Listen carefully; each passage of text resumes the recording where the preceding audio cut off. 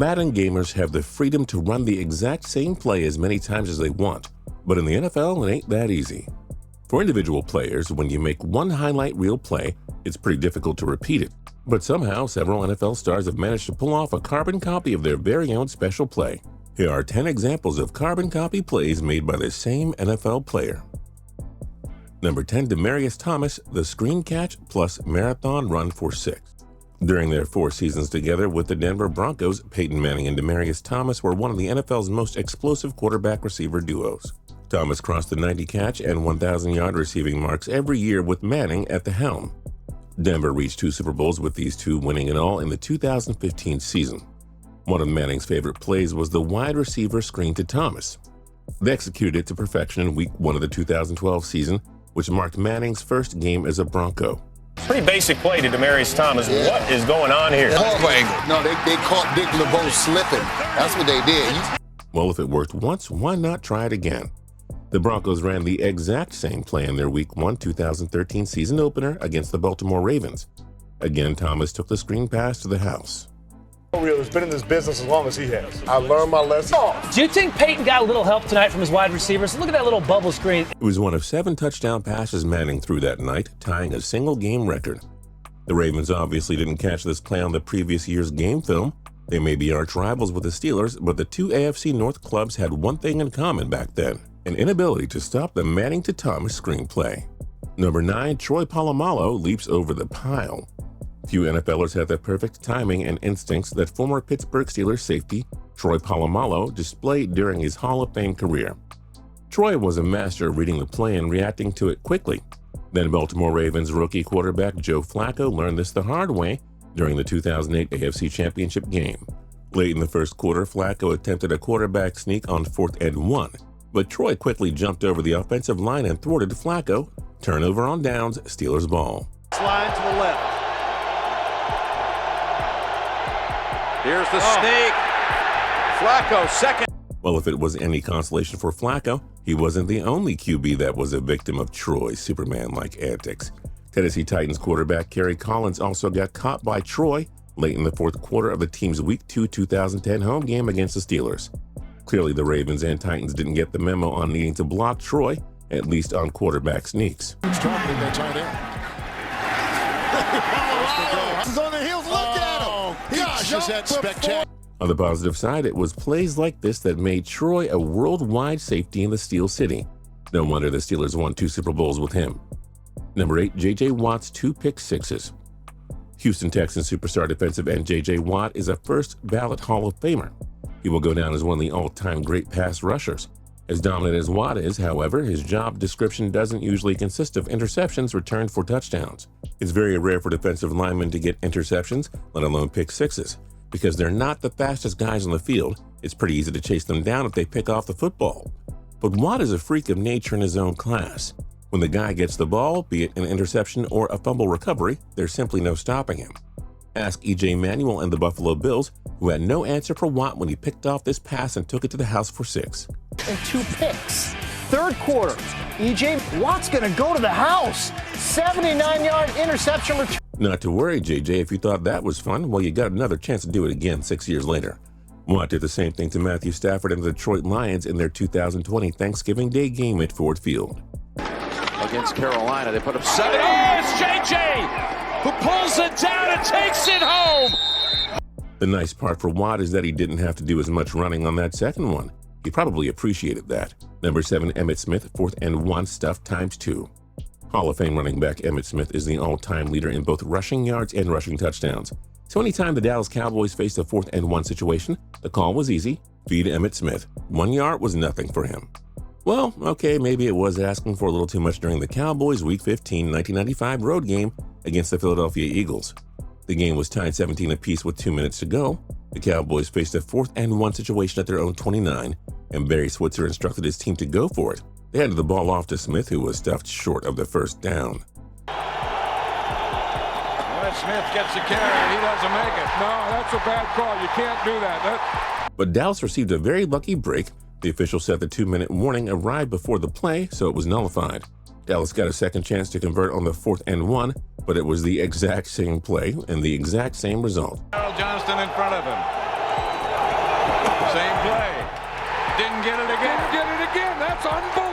Maybe try a quarterback sneak or something.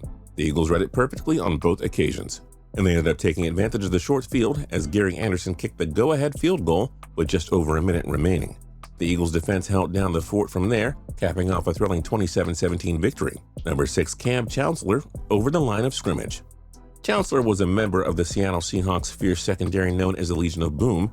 Nicknamed Bam Bam, Chancellor excelled in every aspect as a thunderous hitter and a ball-hawking safety. The dude was an athletic freak. The Carolina Panthers learned this firsthand when they visited Chancellor and the Seahawks in the 2014 NFC Divisional Round. In the waning seconds of the second quarter, Panthers kicker Graham Gano kicked a field goal that was nullified by a false start penalty. Though the play didn't count, Chancellor caused many jaws to drop when he leapt over the line of scrimmage and nearly blocked the field goal.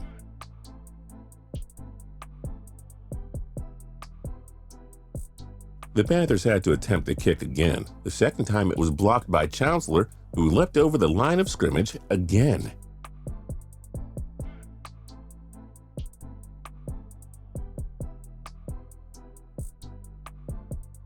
Unfortunately, Chancellor was flagged for running into the kicker, so the Panthers got a third chance. This time, the Panthers didn't let Chancellor get in their way, and Gano made good on his attempt. But how crazy were those carbon copy plays on the first two attempts?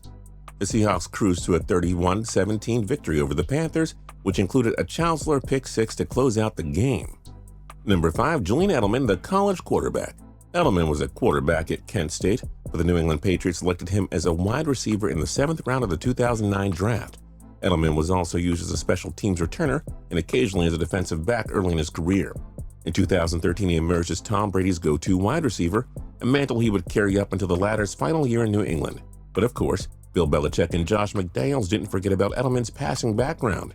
In the fourth quarter of the Patriots' Week 9 2018 home game against the Green Bay Packers, the Pats called for a double pass trick play, with Edelman throwing it over to James White for a big gain.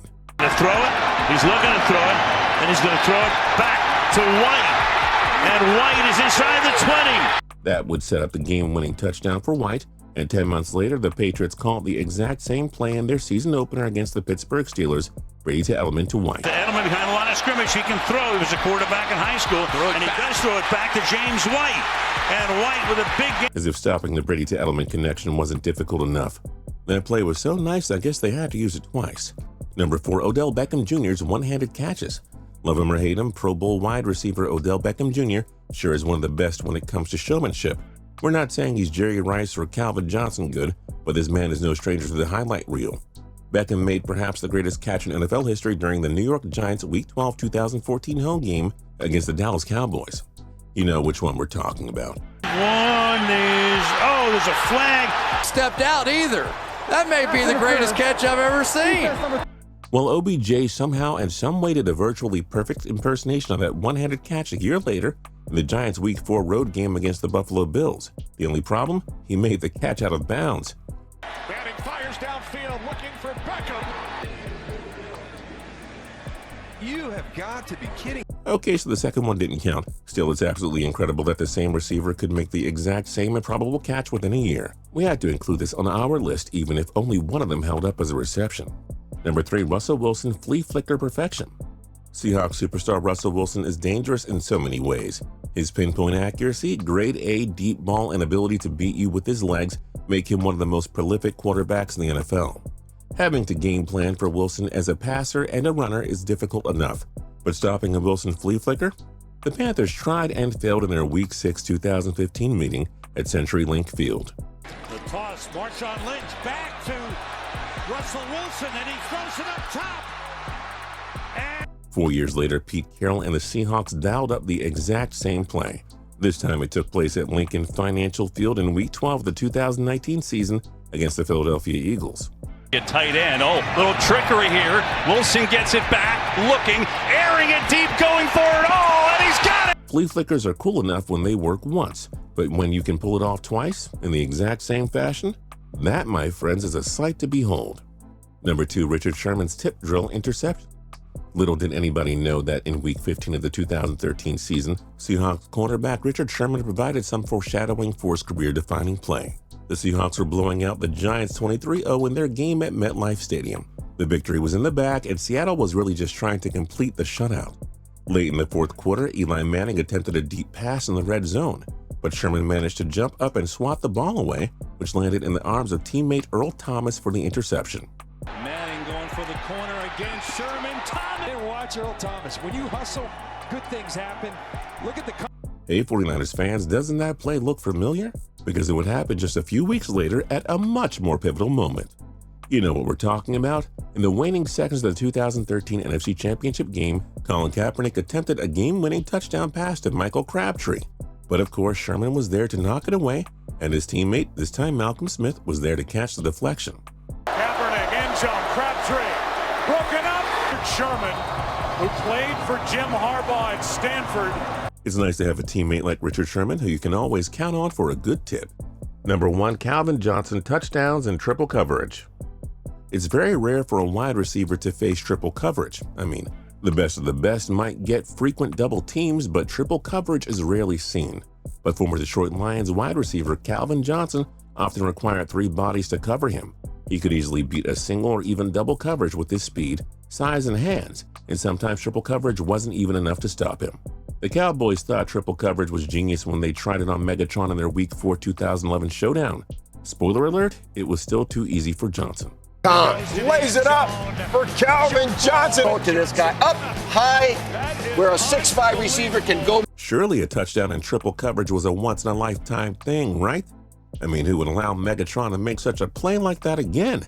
Oh, you know, just ask the Bengals, who allowed the carbon copy play in their Week 7 2013 visit to Detroit.